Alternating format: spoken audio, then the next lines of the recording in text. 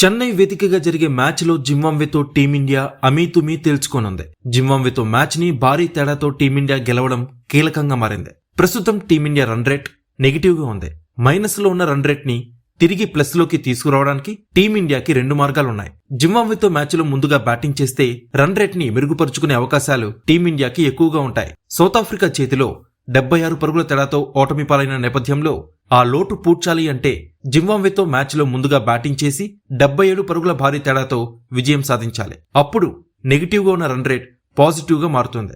భారత్ ముందుగా బ్యాటింగ్ చేసి 170 పరుగులు చేస్తే జింబాబ్వేని 92 పరుగులకి, 180 పరుగులు చేస్తే జింబాబ్వేని 103 పరుగులకి, 200 పరుగులు చేస్తే జింబాబ్వేని 123 పరుగులకి ఆల్అౌట్ చేయాలి.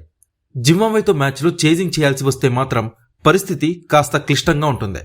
సాధారణంగా 16-17 ఓవర్స్లో లక్ష్యాన్ని పూర్తి చేస్తే నెట్ రన్ రేట్ కొద్దిగా మెరుగుపడుతుంది తప్ప మైనస్ నుంచి ప్లస్లోకి రాదు.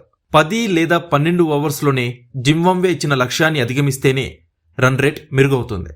అయితే ఇది అంత సులువు కాదు. చేజింగ్లో జింబాబ్వే 140 పరుగులు చేస్తే భారత్ 10.4 ఓవర్స్లో, 160 పరుగులు చేస్తే 11.2 ఓవర్స్లో, 180 పరుగులు చేస్తే 11.4 ఓవర్స్లో, 200 పరుగులు చేస్తే 12.1 ఓవర్స్లో లక్ష్యాన్ని ఛేదించాల్సి ఉంటుంది. తొలి బంతి నుంచే దూకుడుగా ఆడితేనే ఇది సాధ్యమవుతుంది. మధ్య ఓవర్స్లో రన్ రేట్ కొద్దిగా తగ్గినా అది నెట్ రన్ రేట్ని తీవ్రంగా ప్రభావితం చేస్తుంది.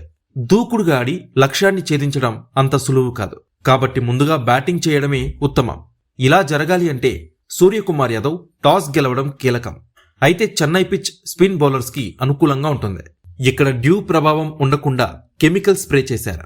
ఇక ఈ మ్యాచ్లో టీమిండియా తమ కాంబినేషన్లో మార్పులు చేయబోతుంది. ఓపెనర్గా సంజు శాంసన్ ఆడడం ఖాయంగా కనిపిస్తోంది. అతను అభిషేక్ కి జోడీగా ఓపెనింగ్ చేసే ఛాన్స్ ఉంది. ఇషాన్ కిషన్ 3వ స్థానంలో ఆడవచ్చు.